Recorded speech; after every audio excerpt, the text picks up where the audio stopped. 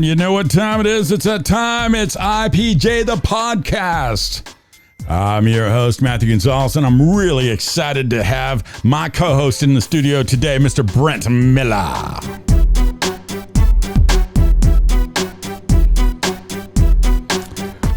We're going to talk a few things about who we are, who they are, opine about a few issues, have some fun, and remember, it's all about you.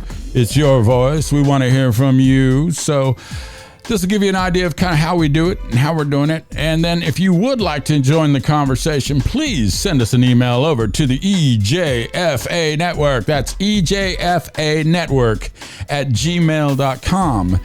Or you can always go to our website at abovealllaws.com. Send us an email with your information and what you want to talk about, along with your phone number or an email address so we can Skype you in. How you feeling today, Mr. Brent? No, I'm good, buddy. How are you, brother? I don't know. I kind of lost you. Are you still there? Hello? Yeah. I'm here. Yeah, you are. Over here. Over here. There you are. Yeah, I got you. All right, brother. Well, thank you so much for coming on into the studio. I know that you are about 350 miles away or something like that, right? Out there in Los Angeles? Yeah. Yeah, how's that doing out there, man? It's doing. Yeah. It's just doing. Yeah, and you're recently married, right? Recently married man? So about a year, almost to the day. Wow! Congratulations, my brother. That's fantastic, man. Thanks for being there. yeah, it was a fun wedding. I got to tell you, we had a great time, my wife. I did see. That's awesome. Yeah. You're one of my favorite guests, brother, for sure. You made a hell of an impression too. Let's just not talk about that. My wife loves you. Let's just not talk about that dancing on the table naked later. Well, you know. Anyways, so Brent, you're a local guitar player out there. You've been playing in a few bands for a while. One of your latest bands, I believe, was War Dog, correct? War Dogs? War Dogs, yeah. A younger reincarnation of that Danger Bone. Oh. Back in the day, we were lucky enough to be one of the Whiskey Go-Go house bands, and we didn't have to do that pay-to-play. Yeah. When we played, but I tried to sell tickets as if I did out of appreciation, to be able to play the Whiskey 4 times a week sometimes, is beyond imaginable. I never thought that would happen. Wait a minute, so you've been out on that Whiskey stage, huh? Yeah, not recently, but the last performing band I was with, yeah. That's world renowned, man. Everybody knows about that Whiskey. It's the only still standing venue that's in the Rock and Roll Hall of Fame. Yeah. The only standing live venue. What about the Troubadour? Troubadour's up there too, right? They've had quite a. I don't know if it's in there. I don't believe so, because when the Troubadour, I don't know if it's still doing what, but at the time I know it was around, and that statistic was still true back then. Gotcha. Go ahead. The last house and was Mental Petting Zoo. Gotcha. Yeah, that was a fun. But that went to hell, and it all had to do with a hooker and a drug dealer and an idiot that just got caught in the middle and couldn't say no to anyone. Fantastic. Yeah, we got a few things to talk about then. Wow. Oh, maybe we don't want to talk about those things. We'll let those ones go. How's that? So let's talk about what you've been doing, though. Have you been in the studio lately? You've been doing any writing, anything that we should know about? Actually, my buddy D-Cat from P-Funk back in the day just hit me up to do some guitar tracks for him. And P-Funk? I'm aiming to fix some stuff soon. Yeah, I've done a few with him and a couple others from P-Funk. The P-Funk?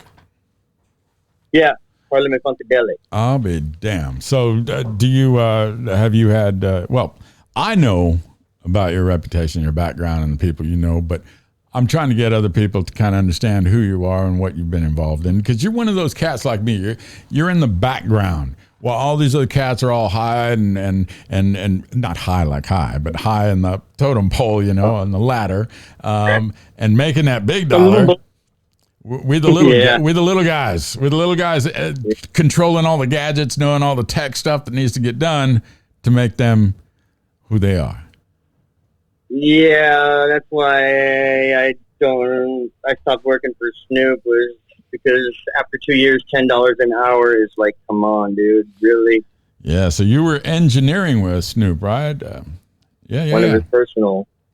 Wow. Like, you're within earshot, you know what I mean? Right. He doesn't like that for anything. So it's a lot of anticipating. And so you've been a lot of...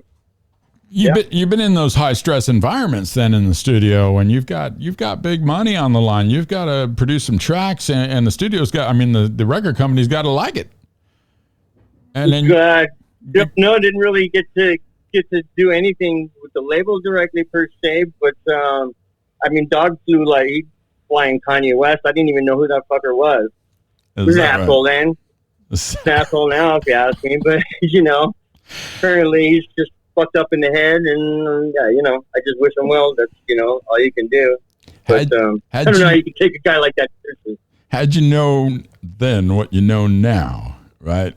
I mean, yeah, it's always the case, right? Right.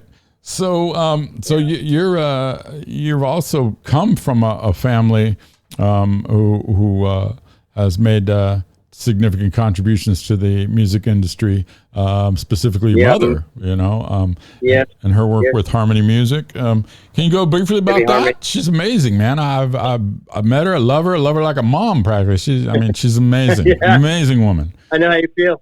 Right. Yeah, I keep telling her when she's ready to adopt, dump you and adopt a new one. Let me know. I'm always available. Shoot. So yeah. Here's some of her credits are. Oh yeah. So this is people that she's worked with, and gotten the accolades for helping to push their music. Wow. She's been involved with quite a few artists. Yeah, Hanson, she broke that band, and then we got a couple more records, But Hanson, I want to touch base on that Hanson story real quick, because it's really a funny one. From what I understand, and I'll keep brief, let you tell it, but basically they were invited to your birthday party or something like that to perform, or do I have what was the story? Well, because Mom started as an accountant at Motown, and then got hired over to Chrysalis as a controller, and then she, just climbed the corporate ladder and through different labels, Mercury Polygram, Virgin Atlantic, before she did Heavy Harmony Music Publishing. But so over the years, all the friends that she'd made in the different labels, and one, she calls them up, decides to have a barbecue one summer, and it's like, bring the kids, there's swimming, there's food, there's drinks, so she calls all her friends from these different labels and whatnot, and has these 3 little young kids perform at said barbecue, and by the end of the night, they were bidding for the contract to sign them. And these kids were? Who were they? I'm sorry? Who were these kids? Hanson. That was Hanson. Like, Bop. Yeah. Yeah. So there you go. Yeah. That's proof positive. It's not who you know, but it's which barbecue you go to. Yeah. She pulled it off like a hit, like a mob hit. It's kind of impressive. Oh, that's fantastic, man. And so they've gone on to great success. Of course, she told me the story that she basically started in the industry as she was a waitress, waiting on these guys that would come over to the restaurant from the studios. They found out she had an accounting background or something of that nature, I believe it was. From USC, yeah. Yeah. Uh-huh. And they loved her personality, her warm enthusiasm. They just knew she was somebody they had to have in that office. That was amazing. Amazing story. And then from there, she went on to just unbelievable success. She's truly one. IRS, and then she did her own thing. Yeah. She's truly one that artists look to just for some love and support. I mean, Earth, Wind, and Fire. Smokey Robinson. I mean, she goes back with some artists, wow. Yeah. And so this kind of, how do you grow up with all that surrounding you? And then you want to be an artist as well. I mean, that's a different, my path is a different story, but, That was fun. I mean, I'd go to like a lot of industry functions and whatnot, you know. Pretty much, I wouldn't even go to a show unless I had like all access backstage and all that, you know. Like it was like at that point, you know, I was spoiled, but you know, there was amazing, legendary times. Yeah. When she was like a member of foundation member at the House of Blues, and actually her ex-husband, my sister's father, owned a piece of Dublin's that was right by that back in the day. And Jeez. oh lordy, the stories. Yeah, wow. We took over the Sunset Strip. Yeah, me and about a dozen of my buddies. That's amazing, man. And what a great place to grow up in, regardless of all the crazy nastiness out there. I grew up a little bit, just for a couple of years in Hollywood, man. And it was awesome. I mean, you got a lot of freaks out there, but there's just so many dreams and so many things going on there. It's amazing. It was a lot more colorful back then, and I'm sure even more so back a little before me, even my time, even, you know. But nowadays, I was that 80s. Fine died and died, you know. I was 1980s. It wasn't that long ago. Come on. Yeah. You were 80s, right? Like late 2000. Yeah. Well, oh, darn it. 80s, I was like just getting to be a teenager barely. Okay. Darn it. Well, but it was good times though, man. Anyways, because I remember, and I got to put this out there, in the 80s, you could not go to the Sunset Strip where the clubs were and expect to get laid if you didn't have long hair. If you didn't have long hair, you were not getting laid. That's just the way it was. I was told straight out. What's that? Like that was like you'd have like the whiskey with a line around the block. Though people actually used to like go out to concerts a lot. You know, a lot more. Just, handing out flyers.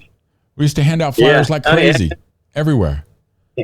You know, and whether or not you got one or two people to your show, it didn't matter. You handed out 1,000 flyers, so you know somehow it's got to pay off. My buddy played the Roxy. We climbed up the pipe into the back window because we didn't have tickets, and just came in through the green room entrance. Yeah, man, at the Roxy, was it?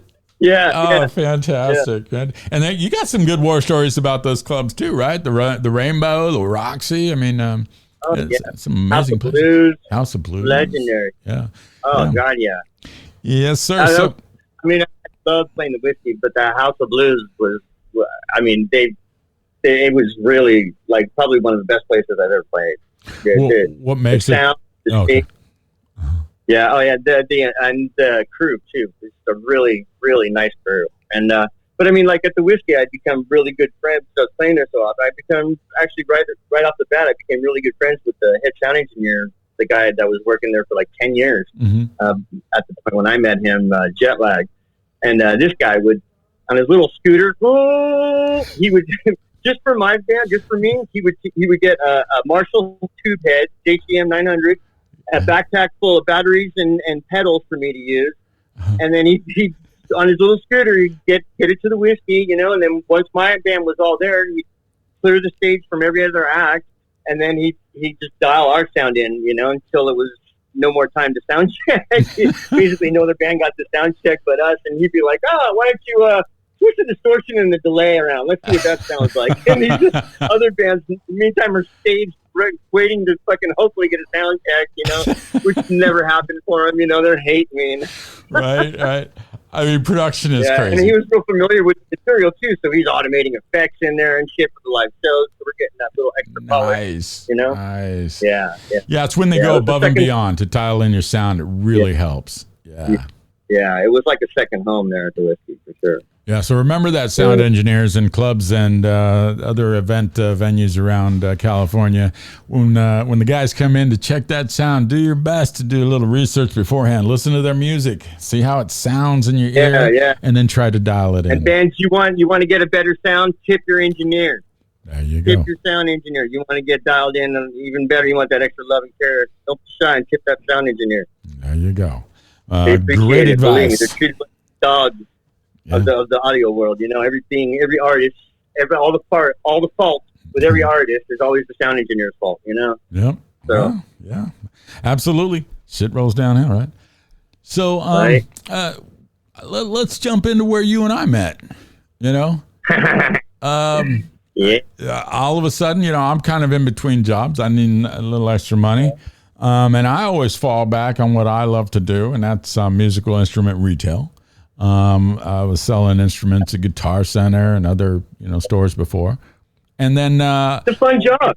It really is a fun job. It is. It really is. And you meet people that you actually relate to, and or you make, or that you really make money with, like on the outside of the store with the customers rather than what bullshit the store's paying you with, Yeah, you've got a great point there, and we'll touch a couple of stories on that. But when we first met, Keith Johnson was managing or assistant managing that store, something like that.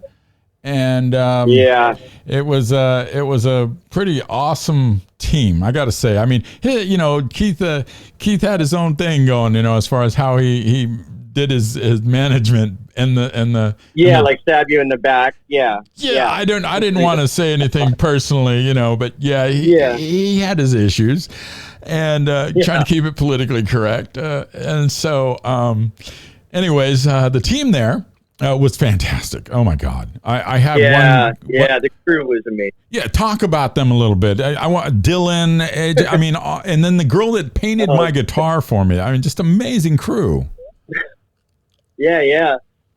So when did you start there, and how did all this get going?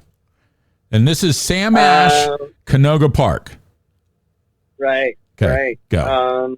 I'd actually applied to them on a lunch. I was working at a sushi bar at the time, and I applied on a lunch break, and got to interview and everything. And they had hired me, and it wasn't very long at all. I was pro audio manager, and then later down the road, guitar manager, department manager, and it was fun. I never tried to push like anything to anyone. Mm-hmm. That was my thing.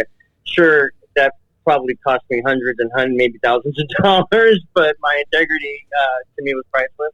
They try to make their salesmen, the way they have their payment structure is to sell their house brand gear like Samson, Harkey, Zoom. These are all Sam Ash owned brands. So if I sold you $100 Samson mic, I'll make $20 on it.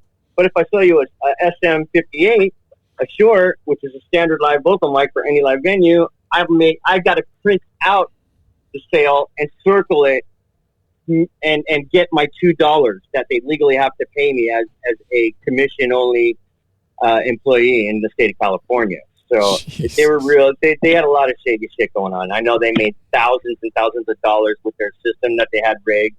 I don't know if they fixed it by now or what, but you had to be a manager to check each item on a certain part of the screen to see what you're making on it. You know what I mean? And they had certain sales or clearances and what, you'd be winding up paying for people's equipment. If you didn't know what you were doing, you would be basically spending your money on their gear. Yeah, I remember. Yeah. I remember doing a couple of those, and then you look at it and you're like, well, where's my piece of this? Yeah, and it all goes. You mean I paid him $10 for that 3 hours I was working with that guy? Put it studio together? Yeah, are you kidding me? Yeah, I didn't make money. Where does that happen? And Sam Ash made how much on that deal? Yeah. Because the prices they were showing, even the managers and what, it's not what they're getting. I know that that's not what they're getting. Yeah. You know what I mean? I know that they're coming a lot cheaper. Because I worked at West LA Music, and then their regular salesmen, just their standard pawn salesmen, Brent on the sales floor, mm-hmm. you can cut how much, or you were able to cut how much profit off you wanted to cut. Like I sold a real good friend of mine some RME gear, and like pretty much at my cost, totally, whatever I could sell for. I wasn't trying to make money on my buddy, and he got it like for half off or more. It was like stupid. It was great. So I could hook up anyone I really wanted to and what, but they wanted you to keep a certain absolutely. Profit margin. Yeah, man. Yeah. You make a lot of good points there too, because corporate America is really kind of taking the fun out of music instrument sales and retail. Because before we used to be able to inspire people with our own, knowing we're getting paid and we're giving these people a chance to achieve their dreams, and it was great. But now, man, these guys are struggling they don't even want to go home and pick up their instruments anymore. It's that bad. It gets to that point. It does.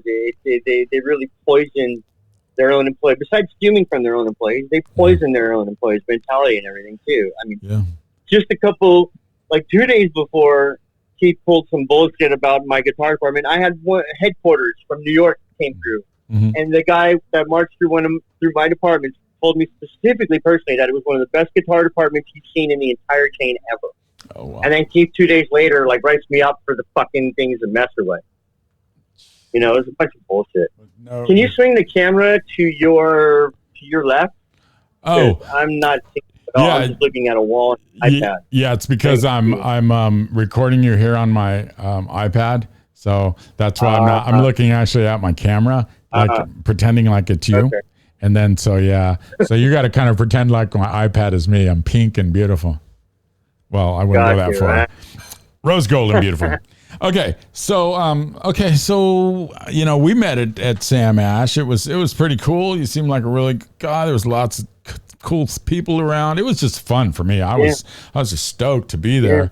And then all of a sudden, we had this producer guy walk in from the film production that was coming or something. And then next thing I know, I get tapped on the shoulder and asked if I want to be in a film. And then you as well, right? Something like that. Yeah, actually, Dylan was supposed to be in it, but at the time, his addiction demons had the better of him, you know, and he was like a no-show or what, and they just asked me. I was there that day. I had, you know, I was scheduled to work, so they just asked me if I wanted to do it. Oh, so wow. I said, sure. Oh, wow. Yeah. Fantastic. Yeah. And then working with Mila Kunis, what was that like? Did you talk to her? Mike Judge is cool too. Yeah, Mila. So, okay. I'm walking down Pro Audio and she's walking up and they have like all the film crew along the sides and what. And I had to take my shot, you know. I had to compliment her and tell her how pretty she was and and how much prettier she was in person. And she's like, yeah, go on. And I was like, girl, I could go on forever. How much time you got? The people that work in the movie are looking at me like, who the fuck is this guy talking to Mila? What the hell's going on? Oh, God, are we really hearing this shit? Is this guy shooting this star some game? You know, had to do it. Yeah, you can't blame a brother for that. Got to make your move when you got the chance, man. Yeah. Right. You don't swing, you don't know. That's so. She was the coolest. She was so sweet, so beautiful, so nice, so pleasant. Fantastic. And then Mike Judge, whose movie was really awesome too. Yeah. So then we ended up getting out of there, out of Sam Ash and moving on. And then you and I worked on a few productions together. The Oscars parties out at the Beverly Hills Hilton. And then lots of stars there too. That was huge. Oh God, what's her name? Brown Sugar from Star Trek, the first interracial kid, Lieutenant Uhura. I can't think of her name right now. Yes. But yeah, she did this right here. Oh, right there. You got the love, huh? Wow. Yeah. Was that red carpet or was that? No, that was just in the mingling part, and then not Sean, but Cheech Marin. Yeah, he was there at that function. Yeah, he was very cool too. He was very nice. I had met Sean years earlier and doing radio in Texas. Yeah. He was really cool too. His wife from Up in Smoke, the one that's in the van with him when he's like got a cramp or whatever, and people think they're fucking in the van. That's his wife in real life. Yeah. And you got to meet her. You got to meet her as well. Yeah. Nice. Yeah, she was very. They're both awesome. Yeah, I actually I got to meet them again over at the Oscars gifting suite at the Waldorf Astoria in Beverly Hills in 2019. I was hired to shoot some photos for that and video, and they were just sweet as ever. I mean, right? Really nice. Yeah. Gotta love that. Yeah. So with all your production past, I mean, we even worked with Chris Boland, Megadeth, guitar player. Yeah. You really came through with that one, helping us out with actually working directly with him. And as well, Corrupt and Daz. Yes. Yeah, Daz and Corrupt and Battle Cat. Yeah. Battle Cat. Yes, that was amazing times. And my brother. Yeah, we did a lot of fun there, man. And you came through on a lot of that too, as well as when I was launching some clothing with another friend, Johnny Matrix. You came through and you brought us freaking the man himself, George Clinton. Kofi. Oh yeah, George. Yeah. George and Kofi Baker too. Yeah, Kofi Baker. I mean, geez, if you guys don't know Kofi Baker, he's the son of Ginger Ginger Baker, who is this renowned drummer with the. If you don't know who that, I don't know if God can help you at that point. So you got to know your drummers. But Kofi, man, he's a big booming drummer though.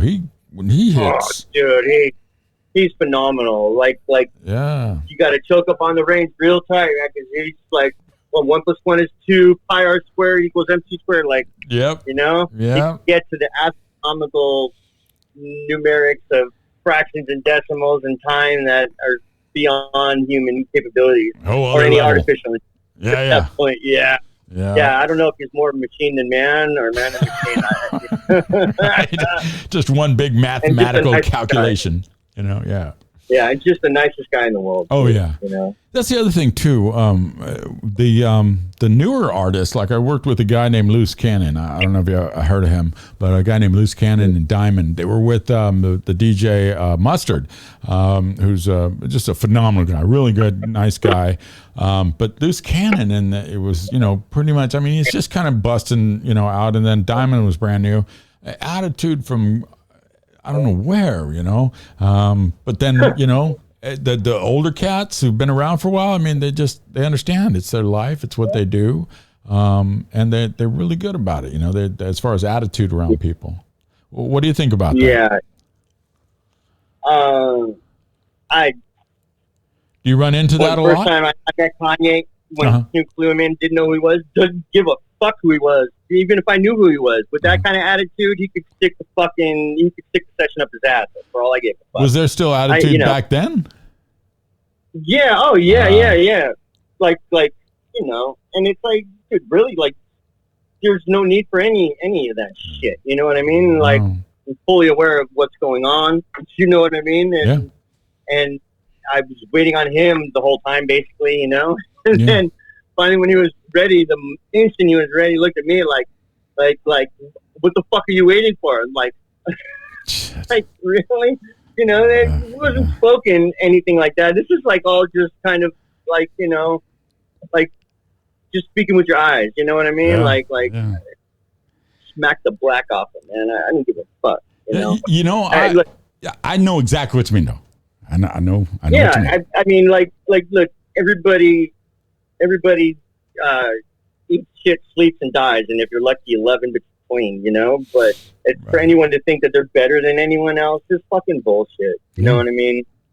Like, it's absolute. You know, there's nothing better than a team, and if you have a good team, then you're lucky. You know. Yeah. But yeah, that holier than thou shit. I've thrown many people out of my studios just for that shit, taking attitude with me. I don't give a fuck. Hey, here's your session. There's a trash. Boom. Erase. Empty the trash. Bye. Get the fuck out. Right. Absolutely. Don't need it. Don't need it. Like a project. One I worked on for a couple of months way back with my old roommate that I met in recording school. Yeah, that's what we did. Wound up doing with this guy. I mean, for like a month and a half, 2 months. Like a lot of work. Wow. Yeah, but just because the guy's attitude, you know, like there's no need for that shit.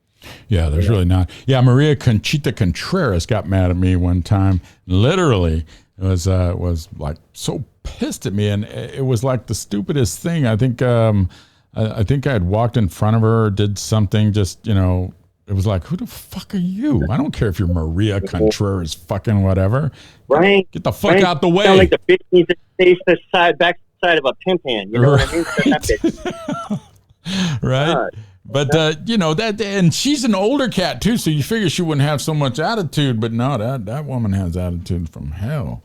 But and Spike Lee, there's nothing. Spike. There's nothing better though than like meeting like an inspiration or a hero of yours, whatever, you know, and they turn out to be cool people, like good people. You know what I mean? Like Chavo from System of a Down, man. When I met him, we went back to the house to smoke some fat blunts. Man, good guy. Yeah, I was at Guitar Center managing the store, and he came through. Yeah, I love that shit. You know what I mean? Like even my personal favorite. Like if I met him in person, they turned out to be assholes. I probably wouldn't even be fans anymore. You know what I mean? Like I don't know if that was the thing with Michael Jackson's music and me. Like I just didn't like him or whatever. Or I don't know. You know what I mean? Like. I can't separate the person from the music. You know what I mean? It's kind of all one entity to me. Yeah. You know, I'm with you. I'm with you. Yeah, you know. So I mean, like all that weird shit and whatever. You know what I mean? It's like, dude, I can't. You know, and for me, listening to a guy sound like a girl when he sings is just like the biggest nails on the chalkboard. Makes my skin crawl, nauseating fucking thing like that life can experience. You know, it's the worst for me. So what you're saying is they should just put on drag and just go with it, right?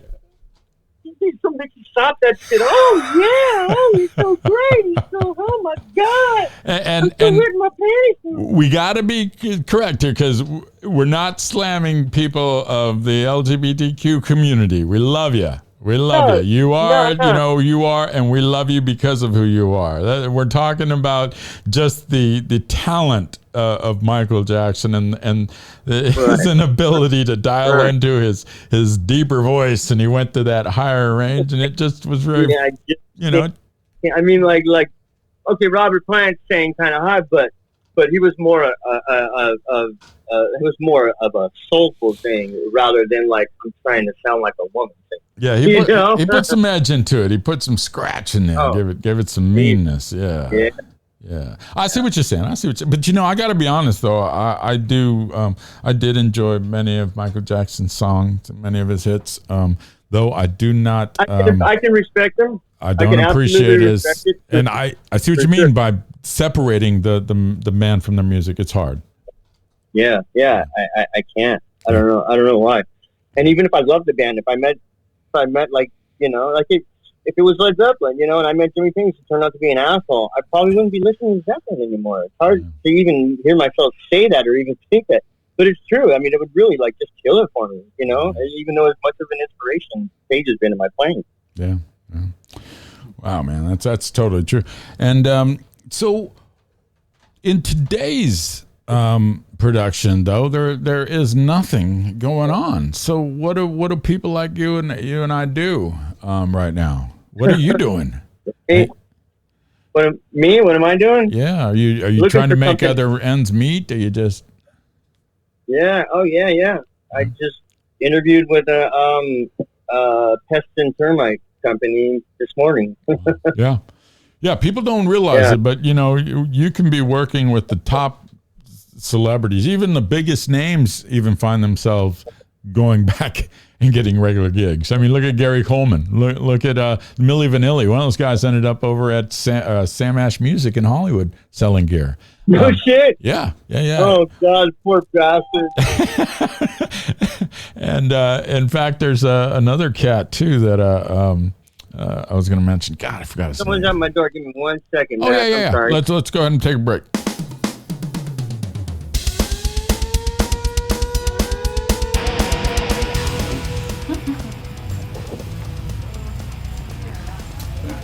Okay, we're speeding over here. Everything good? No, I don't need that. Just need it. Okay. Am I looking to you off camera? You know, yeah, you can look off to me if you don't mind. Yeah. Yeah. We'll do Right there. something like Okay, this perfect. right Yeah. All right. So, if you could tell us a little bit about when you first met Gar. You know, Gar Samuelson, the drummer. Tell us a little bit. Well, I first met Gar Samuelson through a manager named Jay Jones, and he was technically, I guess, managing Megadeth very early on, mostly because he was helping put a demo together, 3-song demo that we then eventually got played on KMET, which is a big radio station in Los Angeles, where we lived and where the band formed at that time. And Gar was he was an odd but lovable character because he had a general manager position at BC Rich Guitars, and it's funny because Dave Mustaine and I both played BC Rich, so this was like the holy grail had come true for us, you know. And so Gar came down in basically his work attire, which were kind of like dress slacks and these gray pointed like dress shoes, and he sits down behind his kid. He sets his kid up. There's a little studio called Mars Studios in East Hollywood, and he sets his kid up, and it was this real kind of toms were real low, real small jazz kit. And he's double bass, and he sets up and he starts playing, warming up, and then we started ripping through the tunes, and this was before Megadeth really had recorded anything. And so, Gar had this, Gar's thing was make the hard stuff look easy, make the easy stuff look hard, and that was his showbiz philosophy. And he was good at it because he would stand there or sit there, and as he played, it's funny, as a bass player, I would try to communicate with him, and every time I would look at him, he would look away, and almost like, I'm not going to look at you because what I'm doing is so rad, and I'm going to just make it look really simple. And that was the beauty of Gar, and it's really Gar's signature thing. And he uses it in the song "The Skull Beneath the Skin" on the "Killing Is My Business" record. Is the backwards roll, because most guys, you roll down from the top toms, you come around the kit, to the low toms.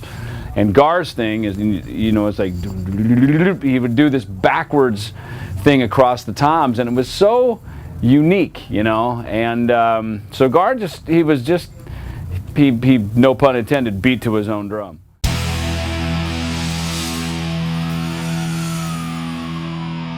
So let's open it up for you. We talked about what you're doing, what you got coming up, and what you're doing to stay in this COVID thing. Yeah, I'm staying the fuck out of everyone's way, So what's your take on all this? the years of smoking. Well, personally, my own experience is from being an idiot and smoking cigarettes for so long. Like I'm horrified of this like the plague. God, if I catch this thing, it probably might kill me. You know what I mean? Like I haven't been the kindest to my lungs in my youth. So I'm extra real, like super careful about it. And where I live, nobody friggin' wears masks or does anything. It's like this thing doesn't even exist in a lot of places that I've gone to or been at.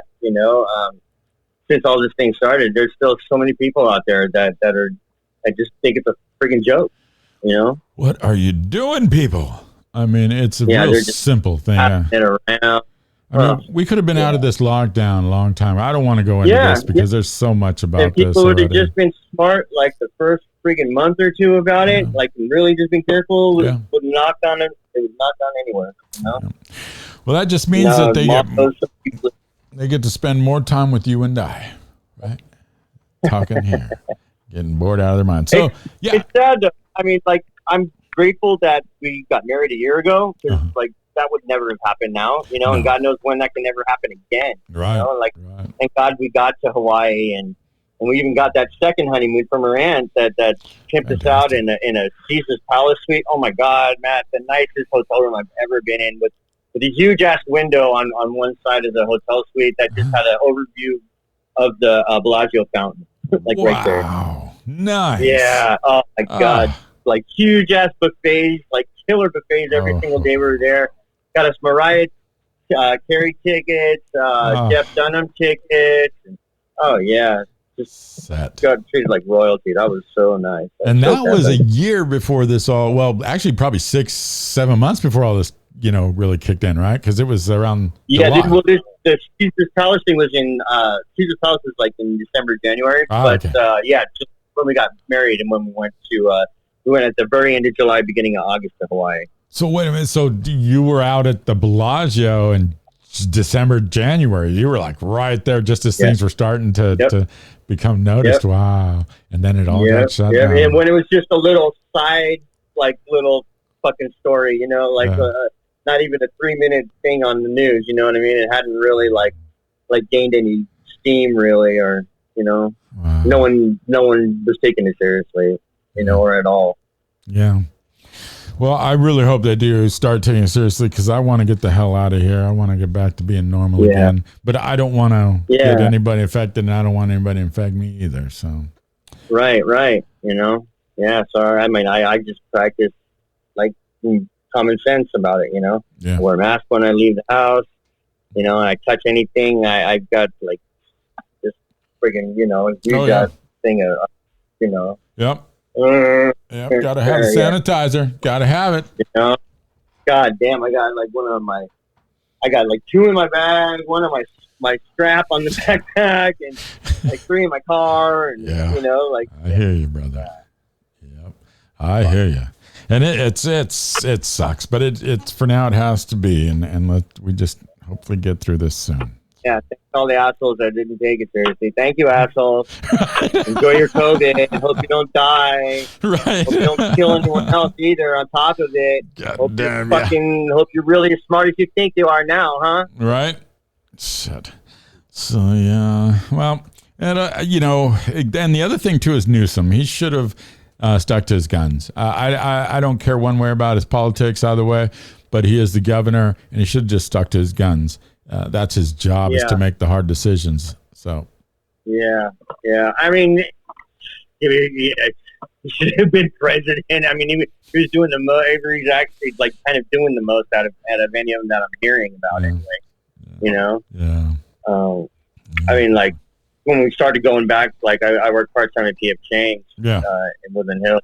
So when we first got the alert, like, you know, wow, we're going home. Like, people are not allowed to eat here anymore. So being a server, you don't have a job. Wow. So it's kind of scary, you know. And then we came back, and then I'm just watching the numbers every day. It's getting higher and higher. Like now we're over 18 million, you know, and every day it's getting higher and higher and higher. And then they bring us back, and I'm like, what are they doing? Why are they bringing us back when there's more now than ever? Yeah, how do you feel about that? How do you? I mean, maybe we shouldn't talk about that because we don't want to get you into any problems with your job.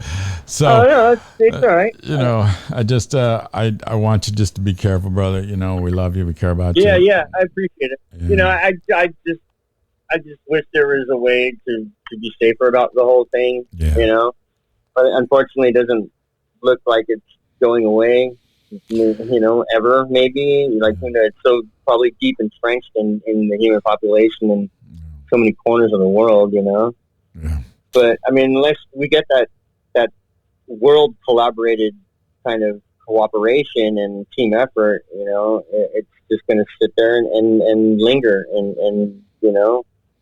I agree. Yeah. Well, I can't wait See to that everything. thing in the news had that Bel Air crest or whatever, huge mansion party or whatever. Did you see that thing? I heard There's about nobody that. wearing masks. Yeah. There's nobody wearing masks and shit like that. There's nobody social distancing. I mean, it was just like it never happened. And those were healthcare workers too, I believe. I thought it said. Maybe I could be wrong, but I thought it was a party to celebrate them, and they were invited, and some shout or something like that. I don't know. But those were healthcare workers, and they weren't really paying attention at their jobs. No. What's going on there? No, and we don't want to end up in I those would think hospitals inundating them either. So.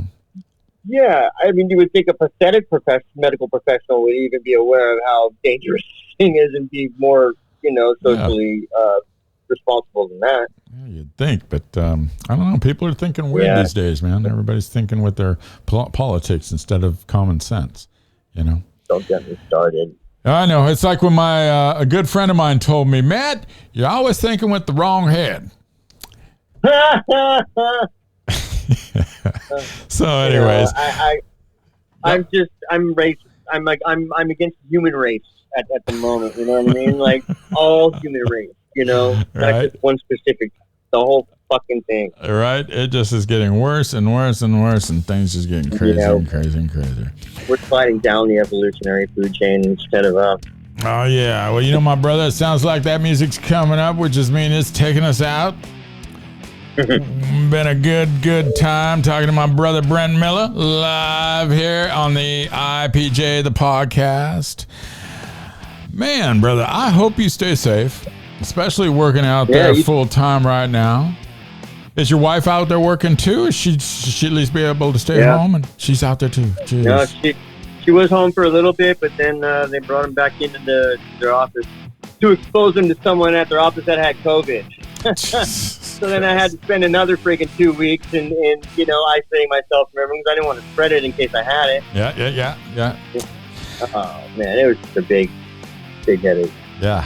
Well, it sounds like you guys are dealing with it as best you can, like most everybody out there.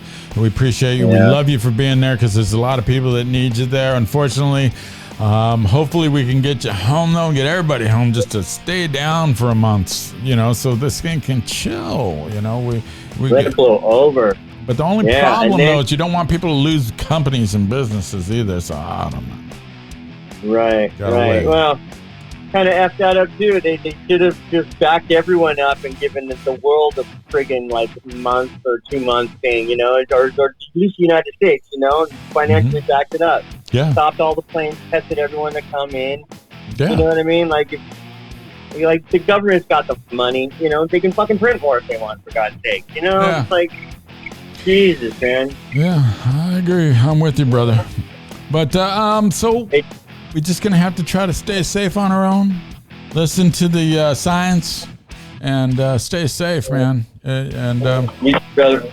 Yeah. All right, folks. So we're gonna wrap it up here with the IPJ. The podcast is our first episode. I'm wrapping up. My name is Matthew Gonzalez. My co-host, Mr. Brent Miller, in the house. Everybody. Yes. Give him some love there. Let's give him some love. All right. Oh, yeah. Yeah, don't forget to wear that mask. Stay safe. And always, everyone, you have a voice. Use it. That's what the IPJ, the podcast, is all about. Use that voice you have to tell others what's going on in the world so that we can all make a better difference together. And we can laugh and we can share fun, exciting stories.